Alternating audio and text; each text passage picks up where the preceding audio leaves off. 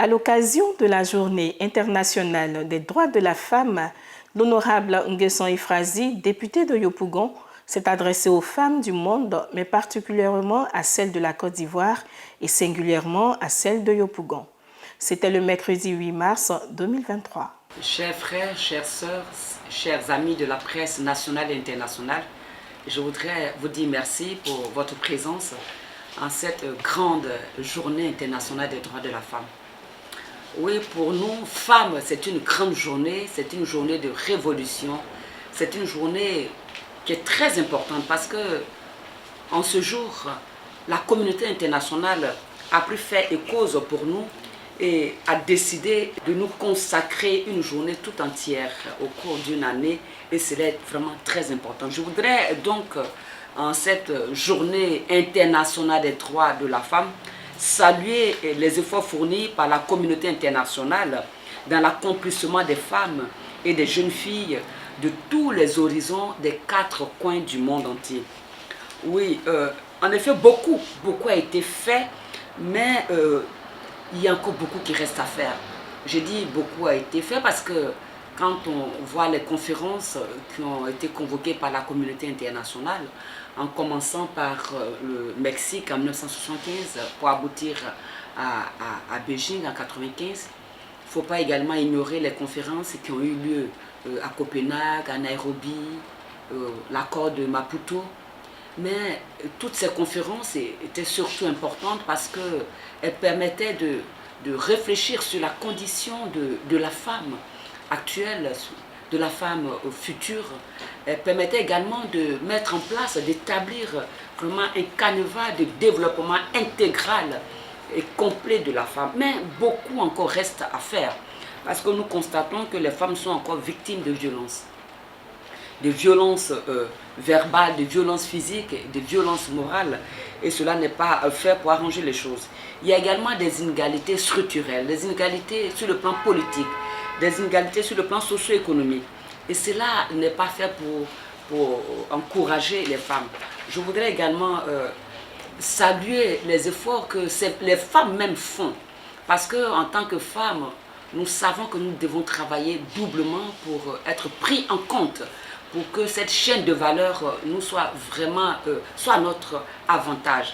Alors je voudrais en cette journée internationale des droits de la femme saluer ces braves femmes qui se battent au quotidien à côté des hommes pour le développement de nos nations, pour le développement de notre société. Et je pense en ce moment à ces femmes qui sont pilotes, à ces femmes qui sont professeurs titulaires de chaires agrégées à l'université, à ces femmes qui sont, pour certains pays, premiers ministres, à des femmes qui sont des ministres d'État dans notre pays par exemple. Nous avons la ministre Kandia. À ces femmes-là, ces femmes qui sont chefs d'entreprise, qui ont des sociétés de crédit. Il y a des femmes qui se battent pour l'autonomisation des femmes, de leurs sœurs. Et je voudrais penser à ces femmes-là. Et je voudrais les féliciter.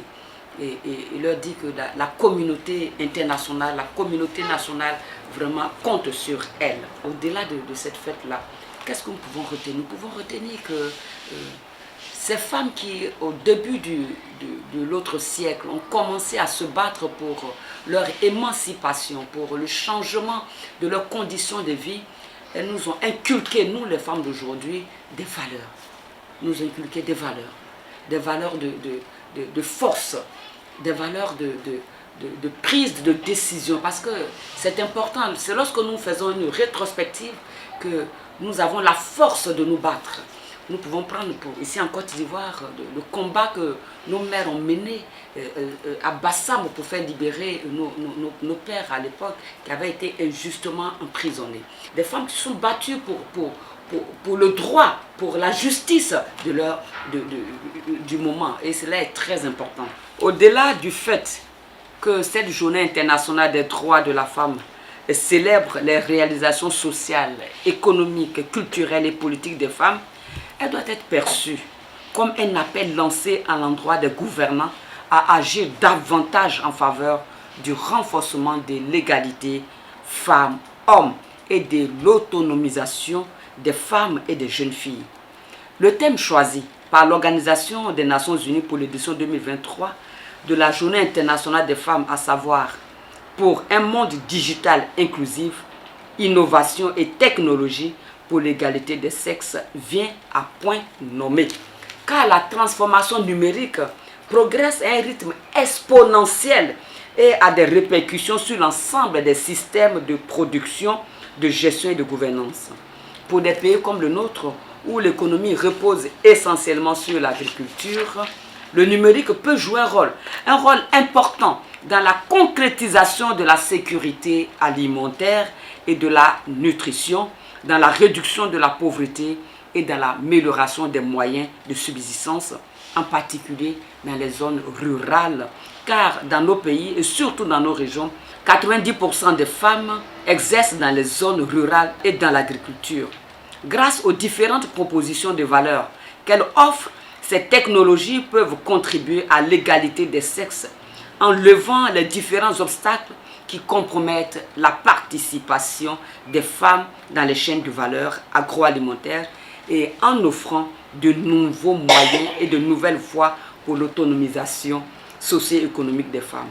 Dans le cadre du thème de cette année, je voudrais encourager les femmes et les jeunes filles qui œuvrent en faveur de la promotion des technologies et du numérique dans la gestion quotidienne de leurs activités commerciales. Je voudrais surtout lancer un appel à l'endroit des décideurs et des responsables de l'élaboration des politiques à faire en sorte que les femmes soient entendues comme il se doit et que les politiques favorisent l'égalité femmes-hommes et l'autonomisation des femmes rurales et urbaines pour les générations actuelles et futures. Je voudrais encore, en cette journée des droits de la femme, saluer toutes les femmes qui se battent dans tous les coins, dans tous les horizons du monde entier. Je voudrais les saluer et les féliciter. Je voudrais leur souhaiter une très bonne fête. Une fête de la femme, une fête de la révolution des mentalités. Car le temps est arrivé pour nos femmes d'agir à notre faveur pour le développement de nos pays, de notre nation, de nos continents et du monde entier.